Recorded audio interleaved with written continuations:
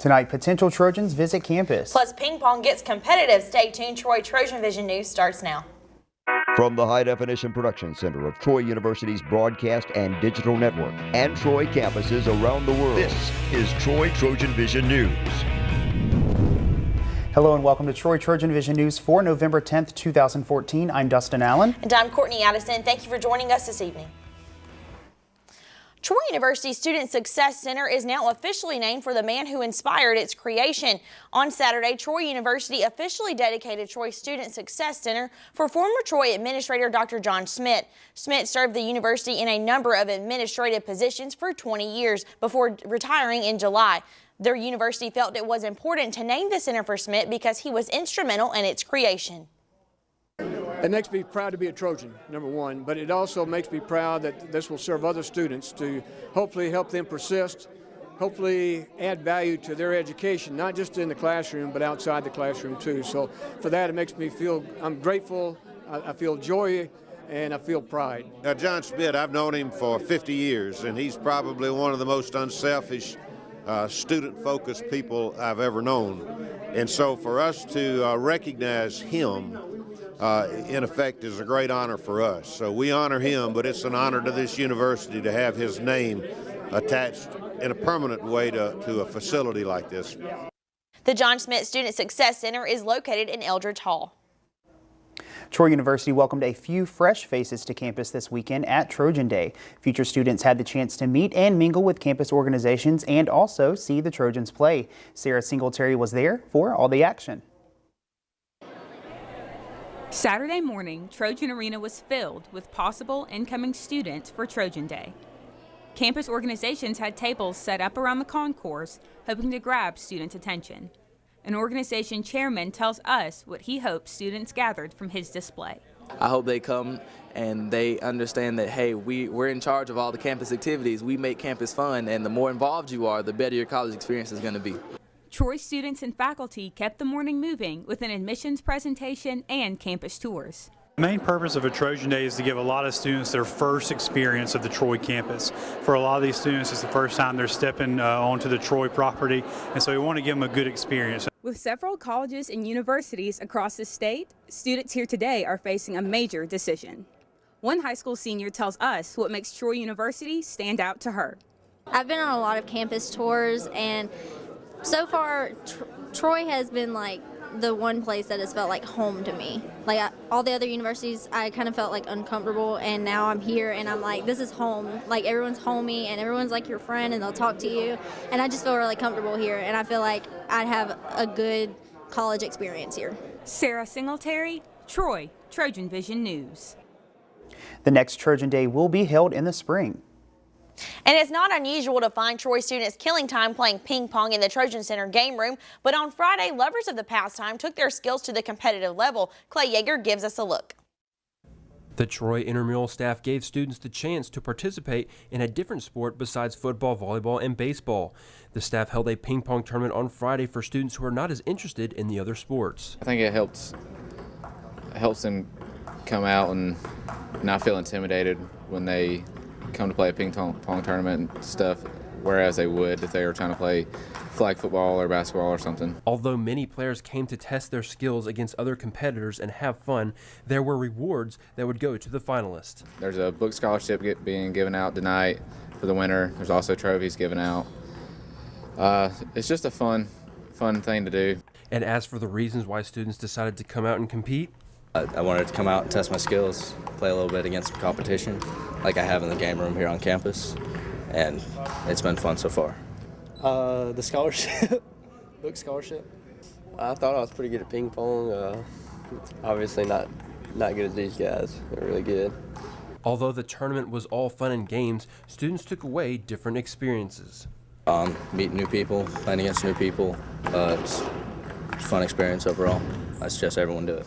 It kind of opens your eyes, I guess, to better competition. You know, I need to play against guys that are better than me in order to get better. So if I really want to get better. So. Clay Yeager, Troy, TrojanVision News. The overall winner of the men's and women's division picked up a $500 book scholarship. Well, Dustin, Troy University is home to a variety of students, and some of them have interesting stories to tell. That's right, Courtney. And starting today, we will start our Trojan Profile series, taking a look at some noteworthy students on Troy's campus. Today, Bethany Wilson introduces us to a young woman who uses a hobby to help fund a mission trip. While not in school, you're likely to find Troy University student Kaylee Jones making bracelets through her own business, KB Jones Stones, to raise money for a Costa Rica mission trip. I actually started KB Jones Stones 3 months ago on my brother's couch when I was pondering the idea of how in the world I was supposed to raise $1,000 before December, and that seems like a really foreign goal when you're in college and broke. Jones says that although she's already raised enough money to get to Costa Rica, she's hoping to raise even more to help with other expenses. My trip is from December 14th through the 31st, and the total cost of the trip is $900. I've already raised $700 for my plane ticket, and the other $200 is going to cost for my food and living expenses with the missionaries that I'm staying with. And I'm hoping to raise about $1,200 more in order to help buy shoes for the local children. Jones says most of her sales have been made online, and social media has been a great way to market her business. My Instagram has been a big part of the success I've had so far. I have actually sold bracelets through Etsy to fashion bloggers in Tennessee and Illinois, and they have tagged me in their blogs and in their Instagram posts, and so I feel like that's probably had a lot to do with my success. Jones says she's had a lot of support and appreciates any help she can get. Luckily, I've had a lot of support as far as making the bracelets, and I always have people in my church asking me, how can I help you make them? How can I help you make them? Over and over, and I'm like, well, I don't really know. I just do it myself. And so I've had some ladies in the church help me cut wire and help me pair the bracelets together in a stack, and it helps my fingers out a lot. Jones will continue selling the bracelets when she returns from Costa Rica in hopes of raising enough money to go back next summer. Bethany Wilson, Troy, TrojanVision News. We will continue our Trojan Profile series on Wednesday with a look at the person responsible for getting out Troy's weekly newspaper, The Trop. And now taking a look at news from around the state. In Magnolia Springs, authorities are searching for more human remains after finding a partial human arm. The Baldwin County Sheriff's officials say they found the remains of what is believed to belong to a man after a call about 9:30 yesterday morning. And in Mobile, a jury has recommended the death penalty for a man who was convicted in the deaths of 2 young children. Jurors in Mobile County voted 10-2 on the sentence for John DeBlaze. A judge set sentencing for December 11th. And out of Montgomery, the Alabama Supreme Court will hear arguments December 3rd on the state government's appeal of the judge's ruling to strike down the Alabama Accountability Act. The Accountability Act provides state tax credits for parents to remove their children from public schools rated to failing to private schools. And still to come on Troy TrojanVision News, the football team took on Georgia State on Saturday, and the outcome was in the Trojans' favor. Amy Austin will have all the details when she joins us in sports. And President Obama is in Asia attempting to strengthen forces. We'll have the details on that story and more after the break. Stay with us.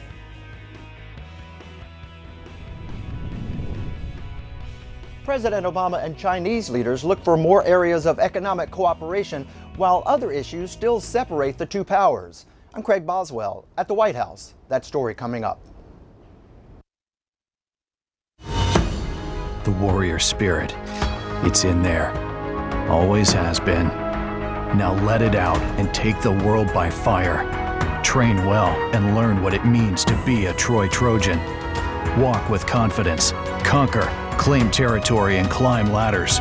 Know that you have the power to stand alone, but the comfort of knowing that you'll never have to. Discover your inner warrior. Find it at troy.edu/spirit. Hi, I'm Mia Hamm. As a professional soccer player, I know how rewarding sports can be and how quickly injuries happen. So I've teamed up with the American Association of Orthodontists to ask athletes to play it safe. With my years of training, I know what it takes to become an expert, and orthodontists do too. They're the experts who help people obtain healthy, beautiful smiles. Wear mouthguards, face masks, and helmets to prevent injuries. Keep smiling and visit braces.org. Now, the latest in Trojan sports on Troy TrojanVision News. The football team has struggled this season as it went into Saturday's game 1-8, but the Georgia State Panthers weren't quick enough for Troy's offense and defense on Saturday. The fight song was sung loud and proud as the Trojan football team defeated Georgia State 45-21. This marked the second win of the season, and head coach Larry Blakeney said it was his team's best performance of the season. We played our best game from the standpoint of execution, plans. I think our coaches did a great job having a plan. You know, we certainly were far from perfect, but we gave up so many. You know, about every time we felt like we started to get something in hand, we'd give up something on defense. But I was really proud of the defense as to how they played. We got turnovers, we got sacks, we got tackles for loss, and we got things that will make you a better defense in the process of the game. While the Trojans had multiple touchdowns, a field goal, and a couple interceptions, Blakeney said his favorite part of the game is knowing his team is going to win. When we got up there in the fourth, you know, it was over by all means. It was our night. It was our night, and you know, I don't know what kind of crowd we had. Probably not very good, but you know, I was proud of those that hung around and stayed with us the whole time. And, good win for the Trojans. Not only were the Trojans able to gain another victory, but this marked head coach Larry Blakeney's 100th win at home. I'm proud of the number. I've always been proud of the legacy of the wins at home. So we've always taken pride in playing at home, and you know, the 100th win at home is a plateau I'm very proud of, but it's a team deal. I couldn't have won no 100 games by myself. And I was afforded the opportunity to coach a bunch of guys and with a bunch of great coaches, and we have been able to win 100 games here in Troy. The football team will head to Moscow, Idaho to take on Idaho on Saturday at 4 p.m. The dream season of the Trojan soccer team came to an end in the Sun Belt Conference Championship game on Sunday. South Alabama scored early on in the title game, and that was all the Jaguars would need as USA took the championship 1-0 against Troy in Mobile. Troy had 5 shots on goal while South Alabama had 4. Troy also had 3 saves throughout the game. Mickey Lewis, Jasmine Farnbauer, Alyssa Jones, and Mallory Hedden were all named to the all-tournament team. And head coach Jason Hamilton knew the game would be a single-goal game from the start. I expected it to be a 1-goal game. So, you know, the girls battled. We knew, you know, conference championship game, 2 in-state teams, you know, those are all the things that set up for a rivalry. So, you know, we knew it was going to be a game that physically we had to match them. And, you know, I think both teams played a strong game, and, you know, it was a clean game. They were just battling and wanted to win. So, you know, physical game, but, you know, hats off to South for the win, and, you know, they've had a great season. Troy's season comes to a close with 21 individual and team records falling, including Chelsea Williams becoming the all-time leading scorer in program history with 25 goals. Also, Troy's 16 wins in the season is the most in program history. And the volleyball team's slump continued over the weekend as it fell to both Louisiana Conference foes. The Trojans dropped their final home match of the season, falling to Louisiana Lafayette 3-0 at Trojan Arena on Saturday night. Troy totaled 33 kills in comparison to ULL's 41. Both teams had 18 errors, though. Blair Winston posted 10 kills to lead the Trojans. Rena Terry had 30 assists in her 3rd straight start. Allie Dowdall and Kelly Curran led the Trojans defensively with 14 and 13 digs respectively. The Trojans returned to the court Saturday when they traveled to take on Texas State at 6:30 p.m.